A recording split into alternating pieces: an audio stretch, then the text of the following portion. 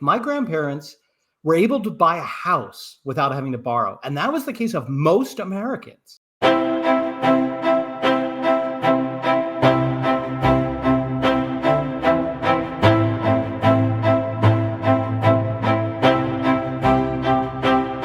Well, if traditional Catholics were looking for a silver lining over the last 5 months, on October 18th, Leo, speaking to members of Italy's National Anti-Usury Council, said that usury, quote, remains a painful and ancient wound that continues to afflict the poor and marginalized. He said more specifically that it was a grave sin and a corruption of the human heart that exploits the vulnerable. Here to discuss these comments and more is Professor Dr. Brian McCall, professor of law at the University of Oklahoma's College of Law, contributor to The Angelus, as well as editor-in-chief of Catholic Family News, among other many titles, including being the dad of a priest, which is probably the best title you could probably have. He's also an author and has written about the topic of usury on multiple occasions. Professor McCall, thank you for being with us here on Church or State. Well, and I'll add, just so she doesn't get upset, and a nun, because his sister will get upset if you only mentioned him. Absolutely. Good. Well, your resume is just getting bigger here. This is so that's great. Congratulations on that. It's obviously a great thing. So, but you obviously saw Pope Leo's remarks here about usury, which I thought was very good and something that the church historically always taught on. But I think in the modern age, we're sort of relegated to just hearing about it once in a while. There's not a lot of action on this, as far as I can tell, in political circles, really trying to rein this sin in. But what are your initial reactions and thoughts to what you heard from Leo there, which I thought were encouraging? So I think you called it a silver lining. I think I call it a silver-plated lining. So it's certainly good and better, actually, than anything Francis said about usury. But it still reveals some incomplete and problematic thinking that really developed in the 16th century. So I think you mentioned, I've written a book on kind of the whole history of usury from the ancient world to the present. And there was a big shift in the 16th century that I think led to the decline of protections against usury. And some of that thinking is still here. So certainly it's good that he's bringing attention to it, that he's talking about it being, a problem and a longstanding problem. But part of his quote, I want to read, he says, "The phenomenon of usury points to the corruption of the human heart. It is painful and ancient story, already attested to in the Bible. The prophets, in fact, denounced usury along with exploitation and every form of injustice towards the poor." Now, that sounds good, and on the surface, really good. Here's the two problems. What happened in the 16th century is, prior to that, usury was always seen as primarily an issue of justice. It was just an unjust thing to do, and it was objective. It really didn't matter what the person's motives or feelings were. If you did it, it was just intrinsically unjust. The 16th century, which interestingly wasn't caused by Protestantism, it kind of coincided with Protestantism, but you get both Protestants and Catholics falling into this error, tried to turn usury into a more, what I'll call, touchy-feely. Like, usury is when you want to exploit people, you want to hurt people, and usury is only bad to the extent you're trying to hurt people. And although popes prior to the 16th century or the church, when talking about usury, said, and it has these like bad effects on people, it hurts people, that wasn't the primary focus of analysis. It was on doing this thing, right, is wrong. Analogously, I would say it's kind of like saying, contraception is just wrong. You shouldn't do it, is the best argument, as opposed to, well, it can kind of hurt the health of the mother, and sometimes it could cause cancer, and all those things may be true, but there's something wrong with artificial contraception beyond that, right? That's not like the heart of the matter. And part of what you see here in some later comments in the speech is that kind of influence. Like, it kind of depends how greedy you are and what your motives are. Secondly, I want to note, because I spent a lot of time in the book on this, he is right, the Bible condemns it a lot, along other sins, but not exploitation of every form of injustice towards the poor. Usury is listed alongside adultery and sodomy. And again, I find it interesting that that's just factually true. If he wanted to say it's along the most serious sins, it's like, that's what it's listed next to. Is it part of oppressing the poor then? It's one of the four sins that cries to heaven, essentially, yeah. It is. Well, yes, it is. Yes. But it's interesting. Like, I think there's a certain reason he didn't want to mention sodomy, and I think That's you probably right. know what that is. Yeah. Well, then, Um, when does something become usurious? I mean, is it after 15 or 20%? I know there's a lot of breakdowns you can make with productive loans, unproductive loans, etc. I mean, there's a lot to probably parse out there in the short amount of time we have. But I mean, what constitutes a sexual sin? Well, that's the very point that happened. See, prior to that, it was never a matter of amount, whether it was Hmm. right or wrong. So we, in modern terms, think that usury is like too much interest. Like you charge just, and then you are in this realm. Like, what is it? Like, is 17%? Is 18? Is 19?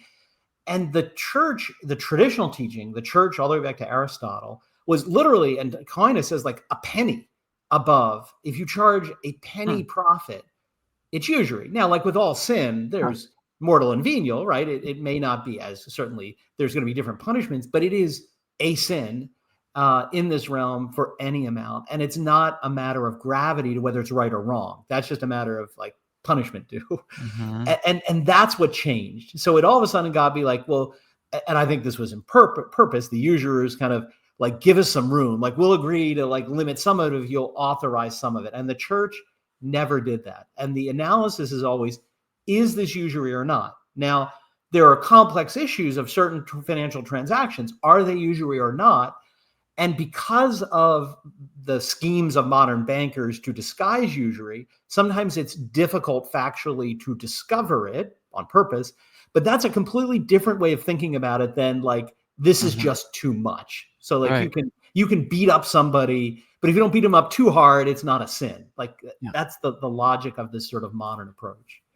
So what happened in you said 16th century? I mean, I know the church historically, at least like the Medici family, right, was involved in banking. And I don't know all the history of how the church's finances have always worked. I know we have a Vatican bank today. I don't know necessarily what it does other than just sort of be corrupt, right? And it's very good at that. But so can you kind of run down for that? What shifted and how has the church's relationship, I guess, just like with money, evolved over time? So I think what shifted around the 16th century was mostly facts. So a monetary and what I'll call a finance economy began to develop in complexity, and that posed questions. And the Mhm. traditional church's approach to those is, like with all new developments of facts, the principles don't change, but obviously as sort of new clever things come up, we have to analyze them and say, how does the principle address this? And that took time. Not every decision of every church body, is this usury or not, was right, because the church is infallible when teaching, but not necessarily when applying teaching or principles to specific facts, right? Humans can make a mistake. So there was a period where a lot of new financial transactions and instruments come up. Vix Prevenit, an encyclical of Pope Benedict, came out at that like a century later and reaffirmed the principles and said, like, here now for these new transactions are the lines. We recognize that clever usurers are kind of disguising them, and any one of these may be hard to tell. But if you can break through and figure out what it is, this is the usury, this is not. The Mhm. alternative to that that was pushed by some Protestants and some Catholics was, let's just all complicate it. Let's just decide if there's a bad motive. If you're trying to hurt somebody with the money you're charging, it's bad and it's usury. And again, that just is completely disconnected from the tradition. And I think it has actually encouraged more usury, because it's kind of like the more pain you get used to, you get numb to it. So the usury has just exploded since the 16th and 17th century. And now, at the time, the thinkers, Luther kind of being one of them at the time, who said, but even some Catholic thinkers, well, like 10%, definitely usury. Like Mm. now, most people are like, oh no, it's got to be like 30 or 40. So the Yeah. slippery slope of that road is it actually has no clear articulated principles, and it's just a matter of how much pain is too much pain. Hmm. So then, if you could maybe provide some insights as to what has the church's approach been with banking and finance more specifically, because I look back to and read the apostles, and there was a bursar, right, and that was Judas, and then the church Not a good now example. has its own bank. Yeah. I mean, to the average Catholic, they probably don't know what these institutions do. Yeah. Do you have any insights on that? And is the church ever historically? I mean, were there churchmen involved in maybe usury and things like that? So banking, more clearly, is separate from usury, and banking involves providing a service. And there are legitimate services that bankers can provide, right? One of which is safekeeping, right? The sort of first function of banks, where you had a bunch of money. It was all very physical at the time. If it got stolen, it was gone, and they provided, we'll keep it safe for you. And the church always said, look, if you're providing that service for someone, it's just like if you want me to store some things in my warehouse, it's reasonable to charge you for that service. There also were banks provided payment systems, so ways of making payment. So if I was a merchant in England and I needed to go to Florence to buy some cloth, rather than carrying this money with me, I might get robbed. I would contract with a bank, give them the money in England. They would have a correspondent in Italy who would make payments on my behalf so that I, was saved that trouble.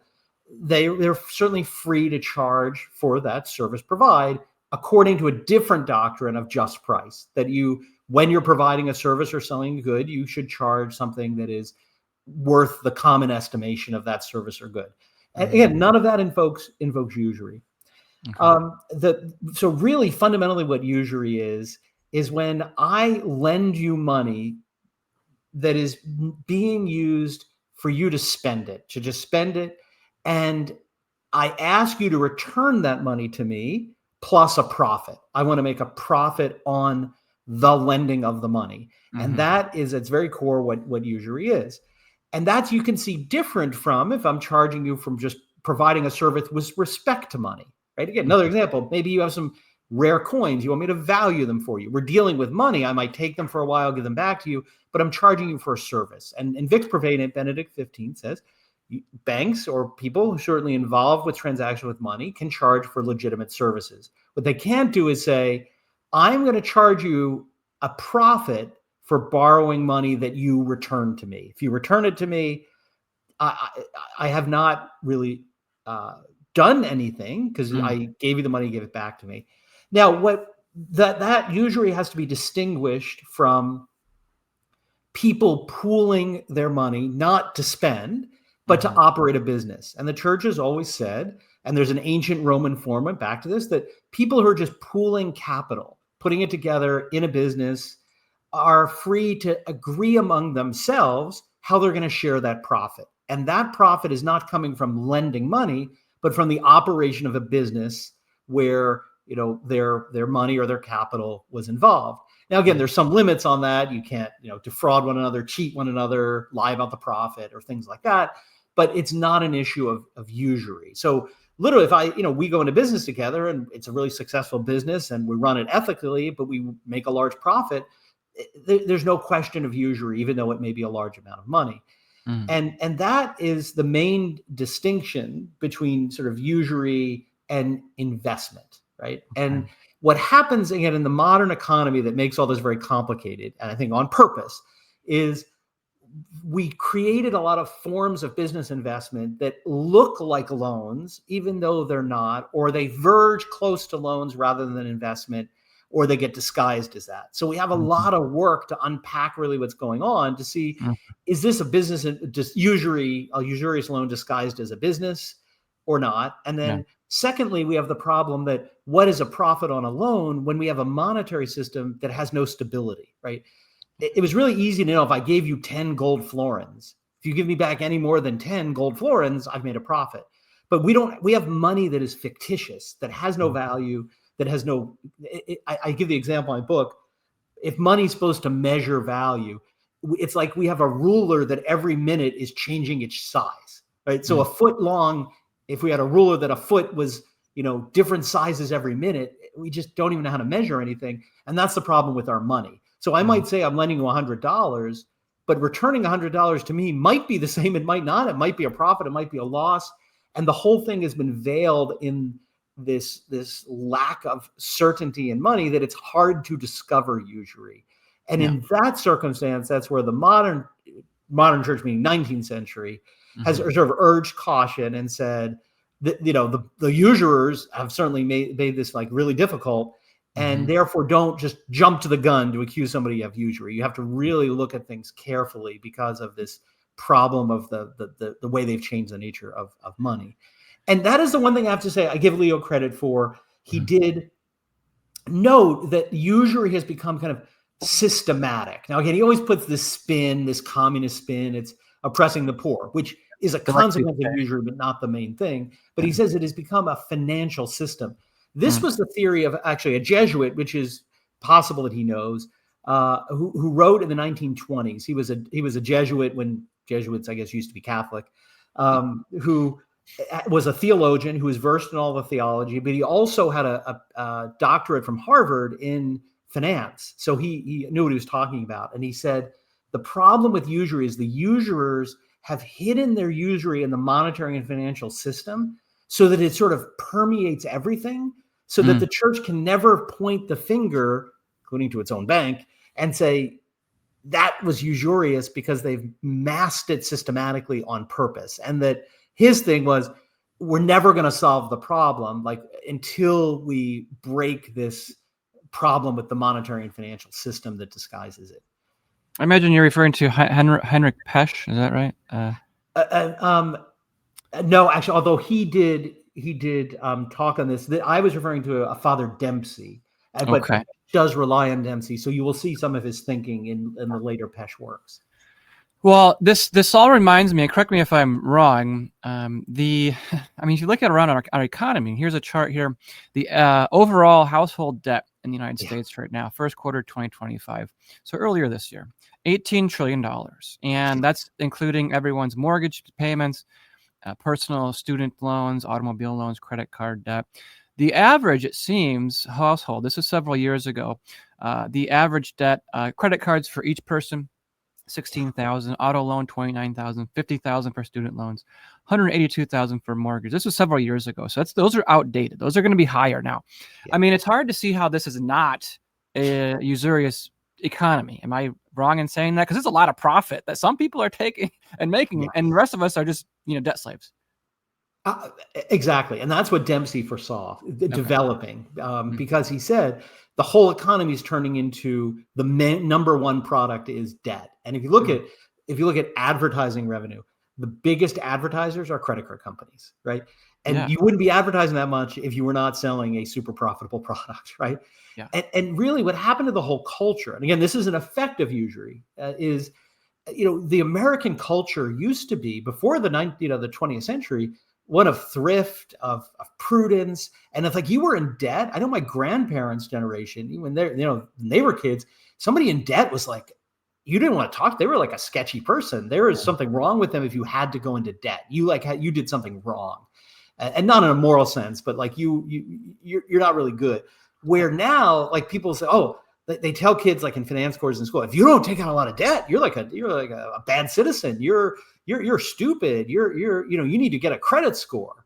Yeah. So you need to take out a lot of debt to get a credit score so you can get more debt. And it is just transformed the entire economy to enrich the usurers. Yeah. And it's exactly what Father Fahey wrote about, Father Dennis Fahey. And you all had your conference earlier this year on him. I'll bring him up on the screen in just a second. But remind our viewers of what Father Fahey warned about. It seems everything he said about power, money, economic and political control are in the hands of a few, and the rest of us are just sort of at their whatever they want to do. And so I think he had some very good insights too. He was Irish priest about.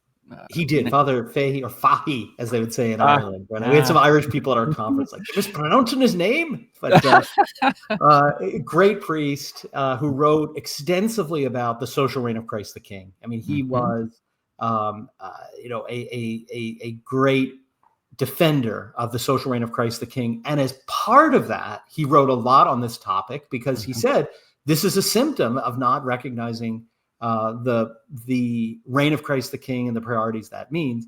So as to that, he wrote a great little book that's very small, so it's easy to read, called The Money Manipulators. It's not one of his most well-known books today because the one like the social reign of Christ the King, the mystical body of Christ, and the restoration of society. But I think is one of his most insightful on this point. And he makes 2 points. One is that you're absolutely right. The concentration of power into small hands when it comes to economics and wealth is contrary to the reign of Christ the King, because Christ the King's reign is requires Christ at the top, but it's not a tyrannical reign. Like it is a reign where all of the orders that Christ establishes under him are meant to be vigorous and are meant to participate in his reign. So families and the independence of families to support themselves is very critical. Whereas the reign of the devil, Satan's plan, is to concentrate wealth in the hands of humans, to take away the ability of heads of families, heads of small communities to exercise the legitimate authority delegated from Christ the King. So that was really the first point he made. The second point is that that all types of economic activity are not equal, right? That there's a hierarchy of economic activity. The most important are those economic activities that directly satisfy human needs. The most obvious, which is agriculture, right? Food. So things that directly provide these agricultural arts, food that everybody needs to survive, are like your top priority. Second level are what he called the mechanical arts, right? Man does not live by bread alone. We need other things. So there are people who make houses and furniture and clothes and other things that are meeting human needs. And that those are like, you got to eat or you die, but then you need other things second.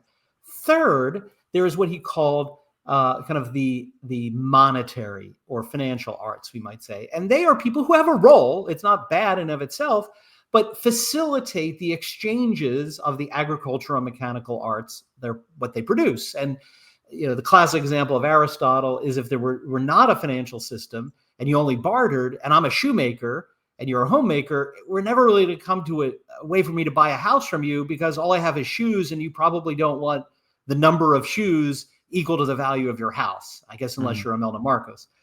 So the purpose of monetary arts is to facilitate those exchanges, to come up with a mechanism so I can sell my shoes to other people and get a house from you without just direct bartering. And that's good. It helps us.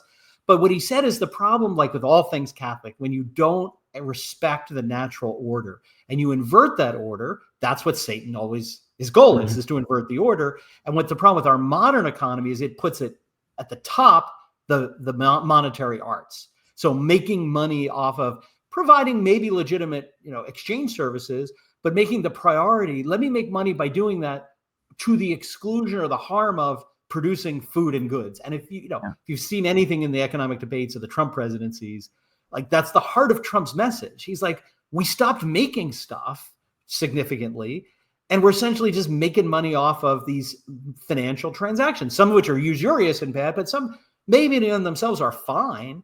But because of the whole the kind of prioritization, we have prioritized putting value and money into, making money from just trading money. And he says, whenever you do that, whenever they're in charge, it's going to destroy your economy because you don't actually satisfy human needs. You just make money for the wealthy essentially off of these transactions. Well, Trump seems, as you said, to recognize this. I want to play a clip here from his campaign when he ran for president in 2024. I don't know if there's been much movement politically on this topic during his administration. I haven't heard much, if there is any. But he did say, as you mentioned, good things on this topic. And so I'll just play this audio.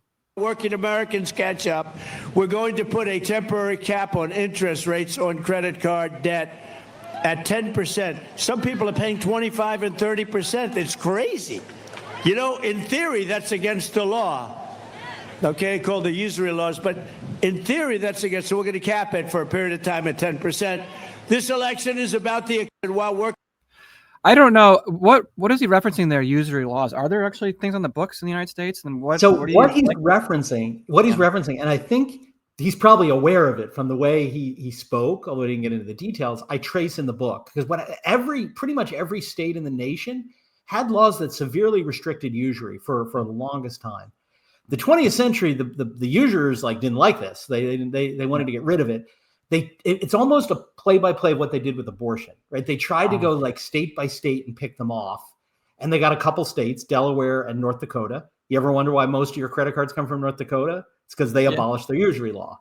Interesting. But the problem they had is they could only sell credit cards to people in North Dakota. It wasn't a huge market, right? Or Delaware. So they realized it was going to take too long to get the big population states. So they did an end run like Roe v. Wade. They went to the federal government and they got the federal government to pass a law to preempt the state usury laws and say, okay, they're on your books, but now the federal law, and again, it's a little more complicated, but to simplify, it said, as long as you do whatever the federal government says is okay, you can ignore state law and you can charge whatever you want, with a few exceptions. So they essentially did that and made it so those laws on the books in most states are paper. They're just meaningless because the federal government tells if you're a usurer, if you're like a registered bank, or like they apply to like you or me if we were to make a loan, but like that's not the problem. That's like not the major problem.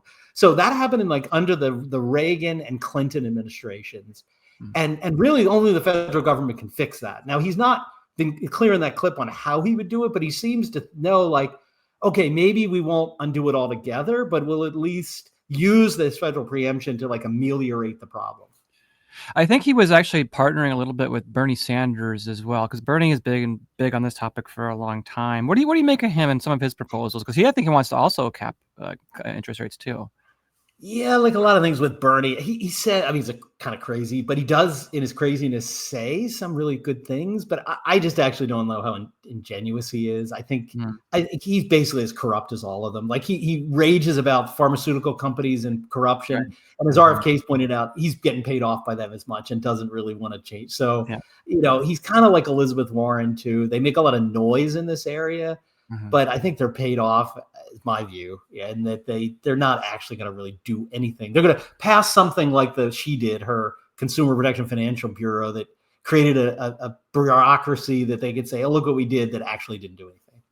Well, there was a brief time, especially with Warren, where I think she was overlapping with Tucker Carlson, who again comes from the populist right on this question, and he was making a big stink about two-parent income.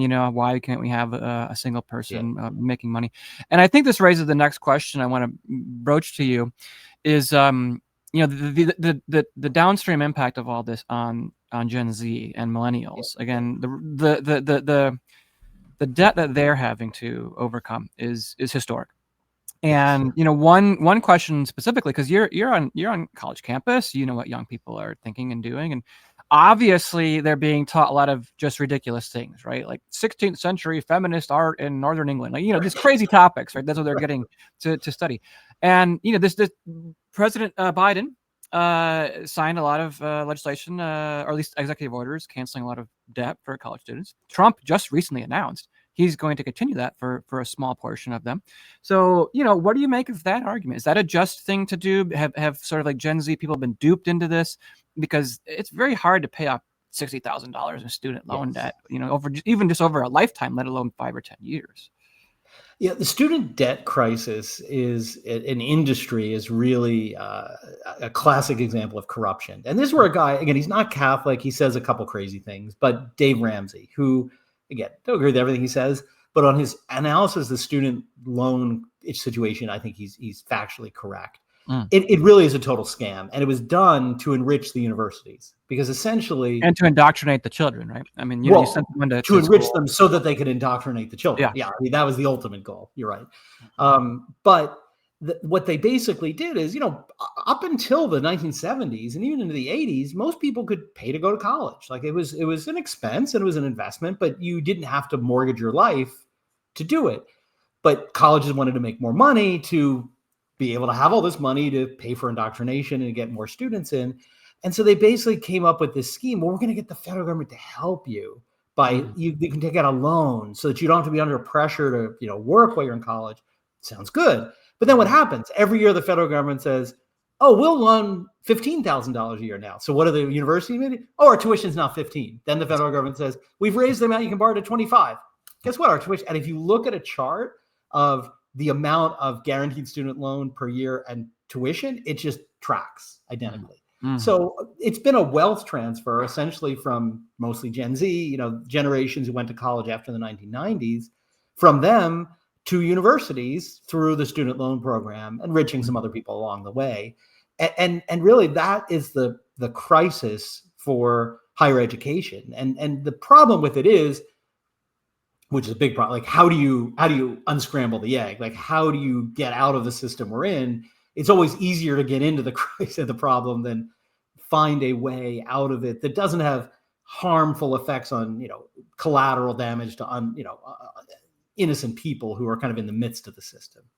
Do you like the forgiveness plans then? I mean, because I'm going to take a very unpopular opinion. I actually think they were a good thing because there was so much going on. There were some people who I know who benefited greatly from it. I mean, $50,000 wiped out. And because this is not like, I know there's a generational divide over this.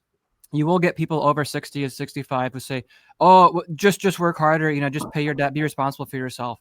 But I think that's coming from a generation that really doesn't have all these issues that we're having now with inflation, with lack of increase in salaries. And it's not just like, okay, we went to college, we took out loans that we don't want to pay back. It's that it's almost impossible to do that even with like 2 and 3 jobs. Yeah. And and again, the argument is, well, you're not being responsible. It's more complex than that. And to be honest, a lot of folks who, and you can tell I'm sort of passionate about this issue. Like, how many people over the age of 60 have been writing their mortgage interest off for, 50 years, right? Yeah. I mean, there's a lot of carve outs given to adults and in other ways in the society. So just like writing off, $30,000, $40,000 in loans, it's probably the equivalent. So everyone gets a benefit here. It's not just young people taking advantage of the situation and being let go scot-free. This is a big issue. I'm with you. I mean, I think you can have a little debate about exactly how you do it, but traditionally, and if there was a usurious loan, the remedy the church courts said is you don't have to pay any of that usury, and in fact, it should be refunded to you, anything you paid. Hey, all right. But even beyond that, they could say in some cases you could not have to. Now, normally you'd have to return the principal. So if you loan me $100 at usury, church would say, okay, you still have to give the 100 back, but you can deduct any usury you paid or wipe that out. Now, so you could make an argument that you shouldn't forgive all of it, but it's complicated by the fact that I think the student loan providers and universities were in cahoots to defraud people through usury. In that case, you could say the universities rip people off by overcharging them in connection with them. So there's, I think, a justification for wiping out the whole thing. And I think the corporations are in bed with it too, because they won't hire you if you don't have a degree. So you're forced to go to school for X amount of years before you can even get an interview. And then it's like, well, what do you expect people to do then? Just take up a degree that it's an impossible situation. And so they force you into having not just your mortgage when you get a house, which is, BlackRock, 8, 9, 10% interest.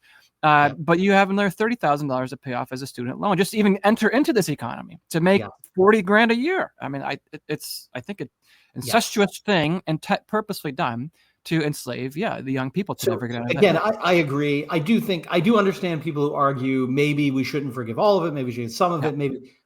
Fine, I think it's certainly it's one of the ways to address one area of usury that's had a massive effect.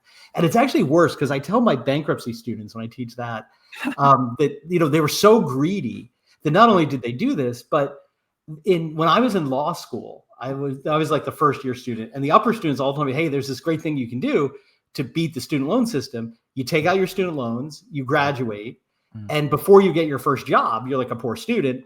You go declare bankruptcy, have your student loans wiped out, and you go on with life. Now, you don't want to wait till you are employed and are making money because it's not going to work. But then when I was in law school, the federal government said, we got a major problem we got to address. We got to stop this. And they changed the bankruptcy code. So in the bankruptcy code, if you go bankrupt, your debts get wiped out, right? Yep. Except for your student loan debts. They stay with you till you die. Yeah. And that to me is when I was like, there's something corrupt here. Like they get this exception to the bankruptcy code. They went back to the trough in 2005 and did it for most credit cards. Not all credit cards. Student loan, it's all of them. But they passed this bill, and I love telling students this, called the Bankruptcy Reform and Consumer Protection Act, which made your credit card debt not wiped out in bankruptcy. And I say, I'll give you an A if you can show me how protect consumers when they can't get out of their isn't that the Credit Card Protection Act? I said, that's the first lesson. And when Congress calls a title of a bill, it usually means it does the opposite of what it says. Yeah, exactly. Exactly. I want to play a clip here of somebody who I think understood this issue very well, the late Charlie Kirk, who once upon a time I did have the opportunity to interview, and it was a very insightful young guy. And he was on this Tucker Carlson program I think this was about maybe just like 6 months ago. And he talks about how these companies are really starting young on college students. And it's just a fascinating clip. I'll play it and get your reaction. Now, my question for every Republican senator and congressman watching this, if you do not know these 4 letters, then you are not doing your job. BNPL. Do you know what that means? No clue. Buy now, pay later. Buy now, pay later is how 60%, according to surveys, of Generation Z is paying for things month to month. They're not credit cards. So this is not regulated by credit bureaus. It's not regulated with credit checks. It's basically anything from Amazon to Instacart, groceries, clothing, furniture. You can finance anything. It's BNPL. It's run by 3 main companies, Klarna, Affirm, and Afterpay. And essentially, you're 21, 22 years old. You can split a pizza into 4 payments. Sounds great, right? This is the modern tech economy. Buy a pizza on credit? Yes. It's happening now? You can go to Instacart right now and either through Klarna, Affirm, or Afterpay. Those are the 3 big actors. These are non-credit regulated bureaus. But Brett, what do you make of that? I mean, that's predatory lending in itself. Maybe the interest isn't super high, but it's ingraining into young people this idea, to get used to this credit system and to live your life off of that sort of payment plan. Exactly. And again, I go back to my grandparents' generation and to say this is really wrong. Like my grandparents were able to buy a house without having to borrow. And that was the case of most Americans, right? Yeah. They were able to work for a few years, save up enough. They lived with his mother. My grandfather lived and grandparents lived with my grandfather's mother for a little bit. They, in a few years, were able to save enough money to buy a house. Yeah. That is absolutely impossible for 99.9% of the country. And whatever you think about all the principles and everything, that tells you there's something wrong, right? There's something wrong if you have to have buy now, pay later, right? And that it just feeds this idea that you don't need to be prudent. It's like an attack on the virtue of prudence because you can't be prudent. Like literally you could probably work for 30 years at a $40,000 job and never make enough money to buy it. That's a fair point too. I mean, I think that's a mischaracterization of young people that we're just lazy. And maybe there is to an extent, especially young men, because they're now addicted to video games and a lot of other things, gambling, and you can just put it on your phone. I think they're just more victimized now. And I think the system knows how to get them addicted and in debt and really make sure they don't become the men that the men in the 50s and 40s and 60s were able to walk into this economy and literally just get married at 25 and their life's perfect. Now you got to overcome so many hurdles, it seems. No, I agree. And I think there is a problem for men. And it's actually the youngest generation now, but because I think they are waking up to this, like the 20-year-olds right now, the college kids, but the next group up who are in their 30s, I do think men have been deeply affected by the ideology of feminism and that have basically taken away any purpose for men and that masculinity is bad. So you have to not act like a man, kind of sucked the life out of some of that generation. And I think that may be true. But I think the youngest, the ones that Kirk is seeing on college campuses have seen the man behind the curtain. And those men are realizing the Faustian bargain that feminism offered men that is a disaster, and they're rejecting it. So I think that I have a lot of hope, like Charlie Kirk did, for the teenage through early 20s right now. I think are really, really promising. But his larger point is also true. I mean, that greatest generation in many ways is the worst generation. They are the ones who fueled this debt economy, who profited from it. And again, that's one of the things, if you talk monetary policy and things that are bad, like inflation, the first users are the ones who reap all the benefit, and the next generation down the economic line pay the cost. And and I'm not saying everybody who's over 60 is culpable or did this, but as a generation, they sort of sucked everything dry for themselves, and left the problems behind, but then blame the ones who they dumped the debt problem on and, say it's their problem. Yeah. I mean, young men graduating today are competing with H-1B visas from India. They're competing with other persons in this market who probably just shouldn't be there, DEI hires, etc. Whereas in the 50s, you just got to compete with, Joe down the street, who is just, a nice guy, and you probably know him already from church or something. And it's like, hey, let's go to work. So it's a different economy, and it's a global economy. And I think to your point, though, about, the young guys, I did speak with Murray Rundis of Catholic Family News, and we talked about Gen Z, and I agree. There's a huge amount of upswing going on right now, And especially thanks to Kirk, but also I think to people like Nick Fuentes, who are sounding the alarm on a lot of the political issues that are out there right now, and trying to talk about topics that have long been taboo. And especially with our in relationship with Israel, but also everything we're talking about here today with addictions and things. And I do find in the future that it will be a brighter future, especially for them, because they're just not going to stand for it. But here's my last two questions for you, Brian. Again, thanks for your time today.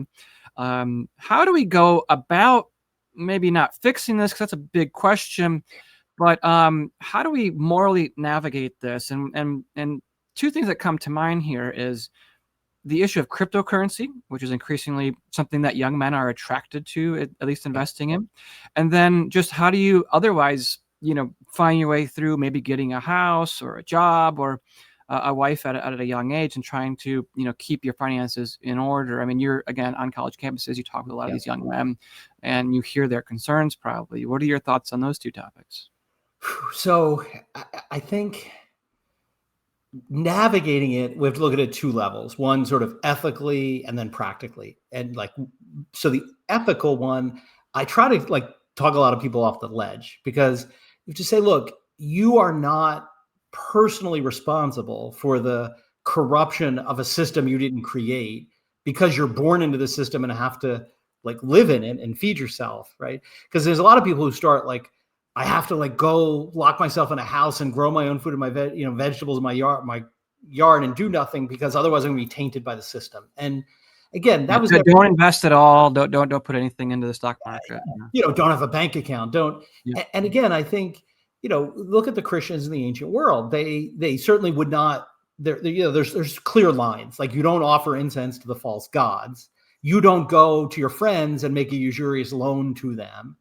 But you just kind of have to live in the system that is corrupt and recognize you're kind of a victim of that system, but you have no choice, right? And I think there's a lot of Catholics who kind of scrupulize over that and separate out directly committing some of these economic sins and just most people don't understand material cooperation with evil and formal cooperation, right? You just got to deal with banks. You can't live in the economy without using payment systems. Mm-hmm. And that doesn't mean you're culpable for the usury that bank is committing to other people. So that's kind of the first thing, because a lot of people freeze up over that. The second question is practical, and that is, how do you minimize the harm to yourself of this harmful system, this exploitative system?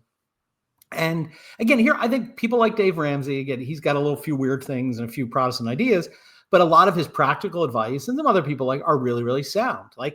Go back to core principles of prudence. Avoid debt as much as possible. If you're in debt, don't just bury your head in the sand. Come up with a very realistic way, even if it's going to take time, to get yourself out of it, right? To not just willy-nilly just make payments, but there's a lot of techniques for how can you maximize to retire your debt. Students, I teach a high school class in personal finance, and I talk about what are you going to do? Some of you need to go to college. You're really called to a career where that's necessary. How can you do that without getting stuck in the student loan trap? So one good example, go to a community college. Community colleges are the last place where you can usually come up with working a decent job with maybe your parents helping you with living, because you can live at home. Do your first 2 years. Now, right there off the bat, even if you have to finish at a more expensive college, you've cut your cost in half. So your ability to do it without debt or minimizing that debt is greater. And so if I could interrupt really quick on that. Things. And real quick on that point, this is really where an area where Catholics of modest means could really step in and help out those who maybe have made mistakes. I know there was an institute, the Leonine Institute, several years ago, I think based out of Kansas. Yep. And they offered to basically act as a mediary, okay, here, donate some money to us. We will find people in need, families especially, who have debts, who maybe, and especially young men who maybe want to go to seminary. Yep. There is an entire area here of almsgiving that really could step in and help those who are in this situation. Because again, it isn't just people being lazy with not paying their debts. This is a very hard economy to live in and to make money and to find an edifying life too, because so many young men are I don't know what I'm doing. And so anyway, to your point. So again, and that your example there's an example of the church, approved of these charitable institutions called the Mons Pietatis, and I give a history of them in the book on Usury, where that was actually their goal, was to raise charitable funds to lend without usury to people who really have a need, either because they're in a debt trap and they need to pay that off, or they have an extraordinary medical expense that they would be able to pay over time, but they can't right now. But it was very limited in what you could lend for. You had to vet the people, and they were not allowed, essentially, to charge usury. They were just allowed to kind of use, it was kind of a way to spread charity. Rather than just giving people money, you say, we're going to loan this to you. You're going to pay back the amount we gave you. And you had to be able to do that, because the institutions, if there was like no hope of ever paying it back, they had to push you to another group who just gave you outright money, right? Just gave you alms to help with your need. But there are some people who would be able to repay the principal, be able to repay a loan, but not at usury. And these institutions they were flourishing all over Europe. They were all over the place until the civil law started allowing usury, and then the usurers put them all out of business. There's only one that exists today, and it's in Mexico City. The rest of them were all driven out of business because they were cutting in on their profits. But I think a resurgence to establish those kinds of charitable institutions to take business away from the usurers would be another way that, if you want to do more than protect yourself, that you can do. Now, last question here then. What about cryptocurrency? Is this talk about fictitious. This is just, there's nothing behind it. It's just whatever we say it's worth. It's not gold. It's not even paper money. It's just on a server somewhere. I don't know what to make of it. Interesting. I think of cryptocurrency a little bit like Donald Trump. He's not the answer. He's not like the Catholic politician, but he's a disruptor, right? He is somebody who is disrupting this corrupt system and giving an opportunity to maybe change course, right? And again, I don't think he has all the answers, but he can kind of disrupt the system. So I think cryptocurrency has the potential to do it. And that's why the World Economic Forum, the oligarchy that we live under, is so afraid of it and wants to destroy it, because they realize it can expose their fictitious system. Now, even what you said, though, and at least most cryptocurrencies, because they're all a little different, most of them are certainly better than the Federal Reserve fictitious notes we have.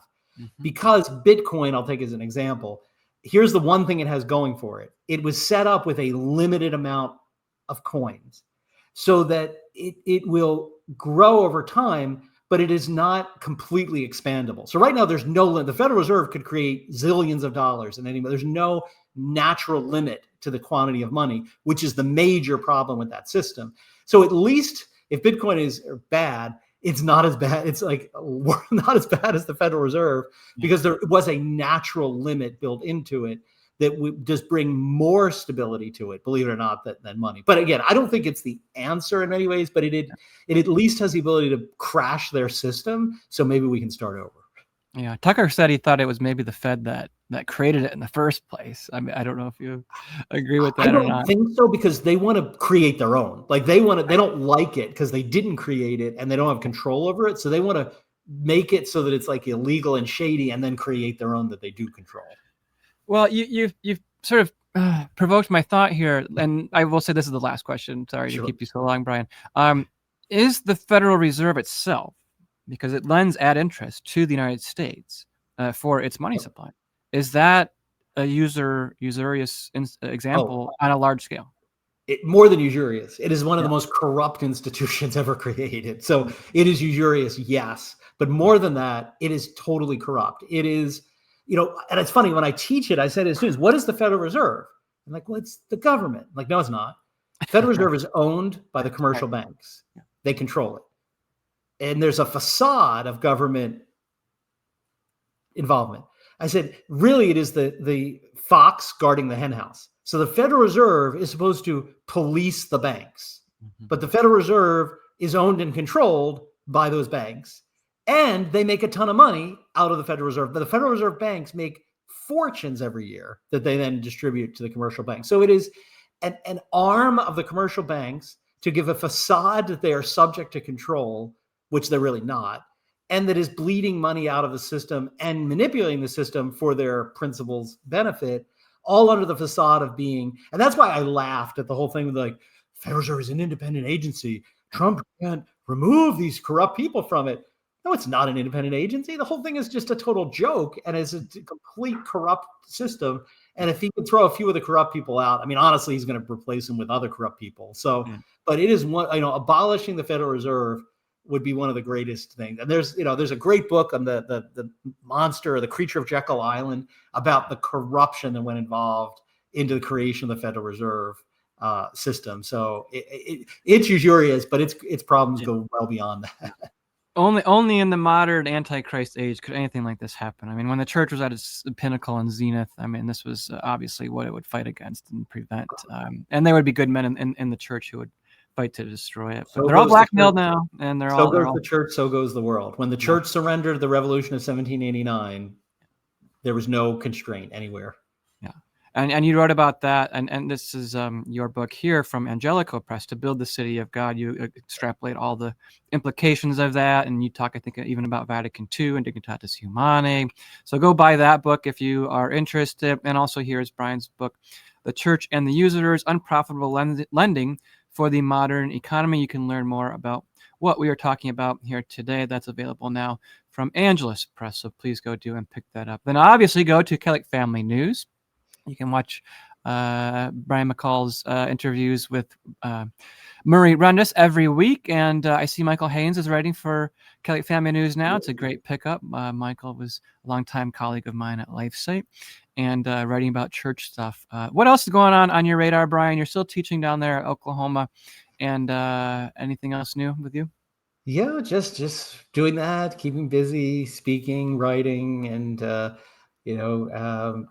we have 6 children, as you said, and one of them's in Brazil, one of them's in France. So we spend a lot of our time visiting our children all over the world. So that's a great thing to be occupied with.